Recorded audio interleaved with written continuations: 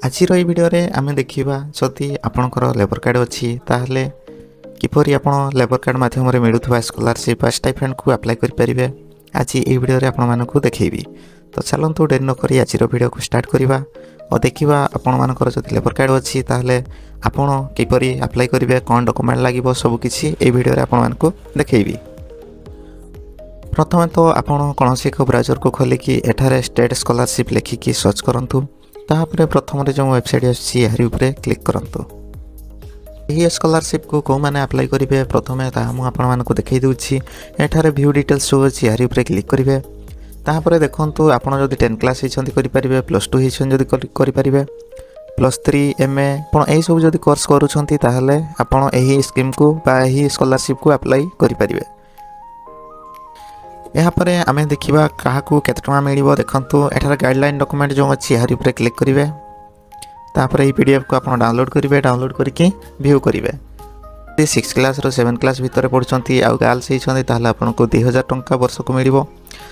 ଏହାପରେ ଦେଖନ୍ତୁ ଯଦି 8 କ୍ଲାସ୍ ଆପଣ ପଢ଼ୁଛନ୍ତି ଅଲ୍ ଚିଲଡ୍ରେନ୍ ମାନେ ପୁଅ ଝିଅ ସମସ୍ତଙ୍କୁ ଏଠାରେ 2000 ବର୍ଷକୁ ମିଳିବ। ତାପରେ ଏଠାରେ ଦେଖନ୍ତୁ 9 କ୍ଲାସ୍ ପାଇଁ 3000 ଟଙ୍କା ମିଳିବ। ସେହିପରିକା 10 କ୍ଲାସ୍ ଯଦି ହେଇଥିବେ 4000 ଟଙ୍କା ମିଳିବ। ଯଦି ଆପଣ 10 କ୍ଲାସ୍ରେ 90% ରଖିଥିବେ ତାହେଲେ ଆପଣଙ୍କୁ 10000 ଟଙ୍କା ମିଳିବ ଗୋଟେ ଥର ପାଇଁ।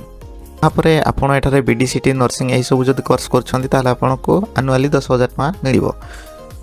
ଯଦି ଆପଣ ଏହି ଭିତରୁ କିଛି ବି ପଢ଼ୁଛନ୍ତି ବା କିଛି ବି କୋର୍ସ କରୁଛନ୍ତି ତାହେଲେ ଆପଣଙ୍କ ଏଜୁକେସନ୍ ଅନୁସାରେ ଆପଣଙ୍କୁ ଏଠାରେ ତାହାର ଆନୁଆଲି ପଇସା ମିଳିବ। ତ ଚାଲନ୍ତୁ ଏହା ତ ଆପଣ ଜାଣିନେଲେ ଡିଟେଲ୍ସ କାହାକୁ କେତେ ଟଙ୍କା ମିଳିବ। ଏବେ ଆମେ ଦେଖିବା ଆପଣ ଆପ୍ଲାଏ କିପରି କରିବେ। ଆପ୍ଲାଏ କରିବା ପାଇଁ ଦେଖନ୍ତୁ ଏଠାରେ ଆପ୍ଲାଏ ନାଉ ଅଛି, ଏହାରି ଉପରେ କ୍ଲିକ୍ କରିବେ।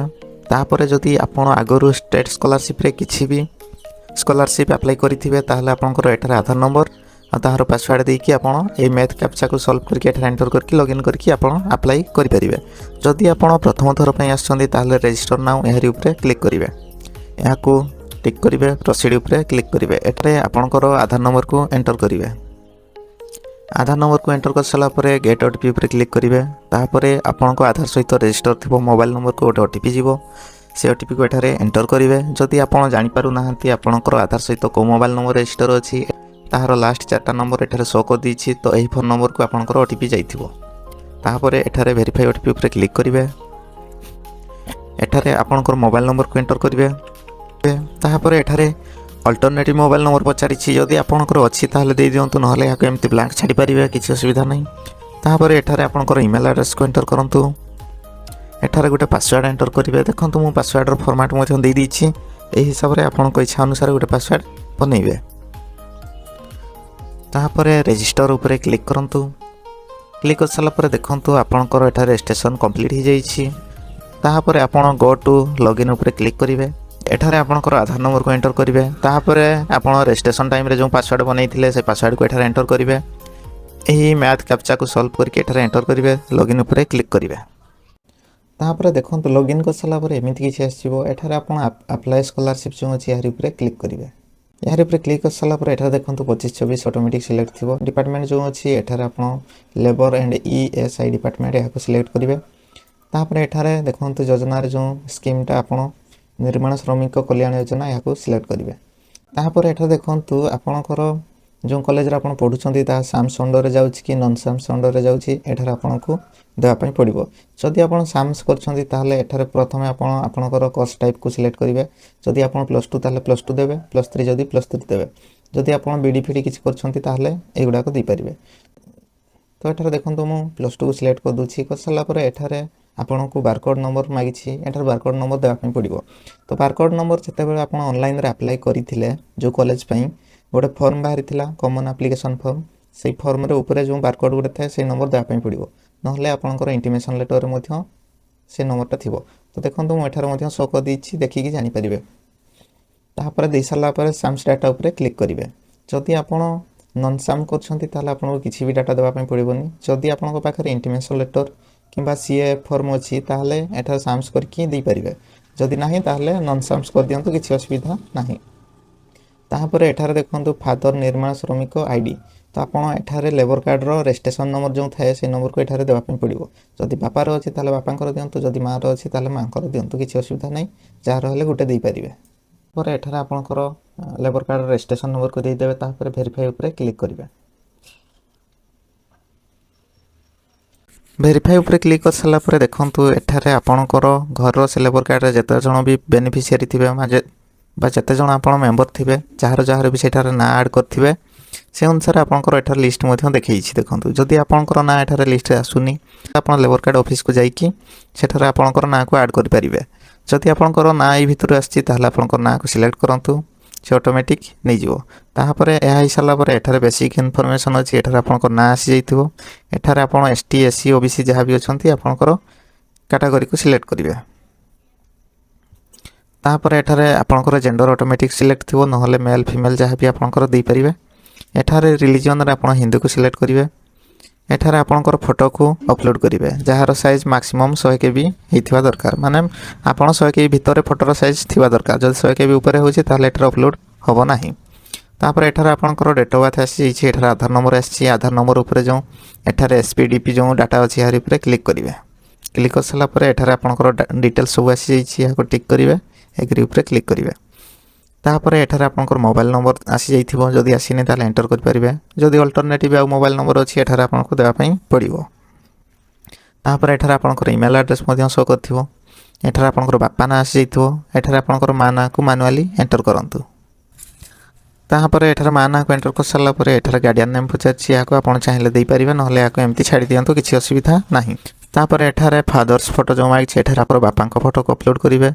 ब्राउज उपर क्लिक करके एठार तांकर फोटो अपलोड करेंगे। एठार माँ को फोटो अपलोड करेंगे। तापर एठार देखंतु बेनिफिशियरी डिटेल्स अच्छी तो आपन लेबर कार्ड डिटेल्स देला माने एही बेनिफिशियरी डिटेल्स जो अच्छी डिटेल्स ऑटोमेटिक आसी जीवो। तो जदि आसुनी ताहले आपनकर पई मैनुअली भरिया पई कहूची जदि आसी जाय ताहले किछि कथा नाही।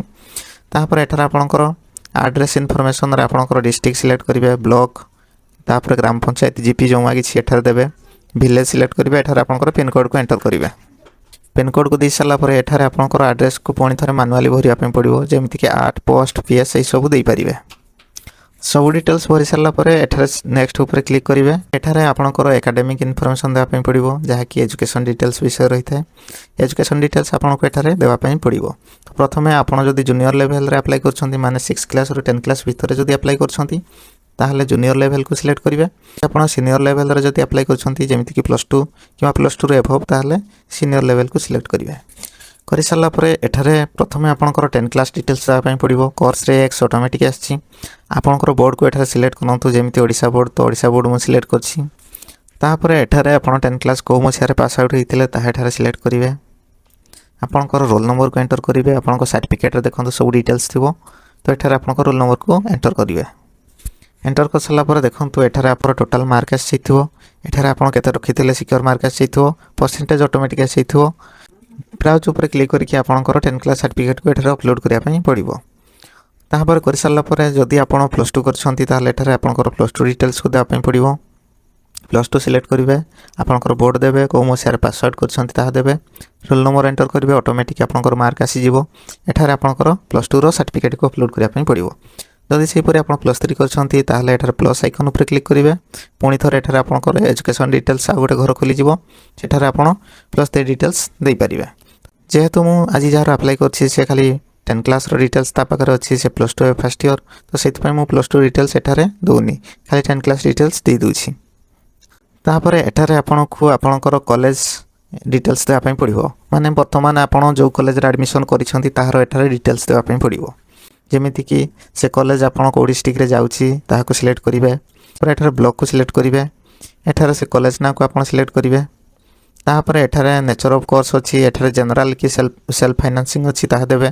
तो बहुत कॉलेज तो गवर्नमेंट अंडर रे जाउथाय सेति पय जनरल ही थाय। जदि सेल्फ फाइनेंसिंग जो प्राइवेट कॉलेज किछि अछि माने जेमिति कि निज आडू पैसा देकी पढुथांती सेही क्षेत्र रे सेल्फ फाइनेंसिंग आपन सिलेक्ट करिवे नहले जनरल को ही सिलेक्ट करंतु। पर कोर्स रे +2 को सिलेक्ट करिवे। एठारे स्ट्रीम आर्ट्स की साइंस आपन सिलेक्ट करिवे। तापर एठारे आपन फर्स्ट ईयर कि सेकंड ईयर को ईयर हिचंती एठारे सिलेक्ट करिवे। तापर याकू न कर दियंतु। एठारे जदि आपन ट्यूशन करछंती आ ट्यूशन फीस दोछंती कॉलेज को मध्य ताले एठारे यस कर परिबे नहले याकू न करंतु। तापर एठारे आपनकर रजिस्ट्रेशन नंबर को एंटर करिया पय पड़िबो। आपन रजिस्ट्रेशन नंबर अछि ले दै परिबे नहले आपनकर रोल नंबर को मध्य एंटर करि परिबे किछि असुविधा नाही। तापर एठारे आपणकर एडमिशन करिथिबा डेट को एठारे एंटर करिवे। जदि आपण फर्स्ट ईयर अछंती ताहले फर्स्ट ईयर जो डेट रे एडमिशन करछंती से डेट को एठारे एंटर करिवे। जदि आपण सेकंड ईयर अछंती ताहले आपणकर रीएडमिशन डेट को एठारे एंटर करिवे। Details of last exam password मागिछि माने आपण लास्ट टाइम जो एग्जाम दैछंती से डिटेल्स सेठारे देबा पई पड़िबो। तो मु जहार अप्लाई करछि से पिला +2 फर्स्ट ईयर सेति पई मते 10 क्लास डिटेल्स सेठारे देबा पई पड़िबो। तो एठार ऑटोमेटिक एक्स आछि याको सिलेक्ट कर देबे। आपण जहां भी डिटेल्स ऊपर थरे दैथिले से डिटेल्स ऑटोमेटिक आसी जिवो। जदि आसु नाही ताहले आपण मैनुअली याको भरि परिबे। तापर एठारे आपण मार्कशीट को अपलोड करिवे। कर सला पर नेक्स्ट ऊपर क्लिक करिवे। पर एठारे बीएससी रजिस्ट्रेशन नंबर पचारि छी। एठारे आपणकर लेबर कार्ड रो रजिस्ट्रेशन नंबर देबा पई पड़िबो। से नंबर को एठारे एंटर कर दियंतु। तापर आपणकर कार्डटी को डेट रे रजिस्ट्रेशन हेतिला से डेट को एठारे सिलेक्ट करिवे। सिलेक्ट कर सला पर एठारे आपनको से लेबर कार्ड रो गोटे कॉपी एठारे अपलोड करिया पई पड़िबो। तो याको आपण स्कैन करके पीडीएफ करके एठारे अपलोड करिवे। लेबर कार्ड को अपलोड कर सला पर आपण एठारे नेक्स्ट ऊपर क्लिक करिवे। तापर आपण अकाउंट इनफॉरमेशन को आसी जिवे। तो एठारे प्रथमे आपण आपणकर बैंक रो एफसी कोड को एंटर करिवे। तो एठारे आपणकर को बैंक ना और को ब्रांच रे आपण अकाउंट खोली छंती ऑटोमेटिक आसी जिवो। एठारे अकाउंट होल्डर नेम पचारि छी। एठारे जदि आपणकर ना ऑटोमेटिक आसी जैथिबो तो भलो कथा, नहले आपण एठारे आपणकर ना को एंटर करिवे। तापर एठारे आपणकर अकाउंट नंबर को एंटर करिवे। रीटाइप अकाउंट नंबर पचारि छी। एठारे मध्ये आपणकर अकाउंट नंबर को एंटर करिवे। कोनकर अकाउंट टी आधार सीडिंग अछि कि नै पचारि छी। याको आपण यस करिवे। तापर एठारे आपणकर पासबुक को अपलोड करिवे। सबमिट ऊपर क्लिक कर सला पर आपणकर फॉर्म टी सक्सेसफुली सबमिट हे जिवो। तापर याको आपण एठारे चाहिले प्रिंट ऑप्शन ऊपर क्लिक करके प्रिंट मध्ये करि परिवे। तो आजिर वीडियो रे बस एतिकी थिला। जदि वीडियो टी भल लागिला ताले गोटे लाइक करिवे आ चैनल को नुआ कि आस्थिला सब्सक्राइब करिवे। जदि आपणकर या छडा अलगा किछि डाउट अछि ताले मते कमेंट माध्यम रे पचारि परिवे। मु आपनको निश्चय रिप्लाई करिवि। तो आज पय एतिकी रहउछि। धन्यवाद, नमस्कार।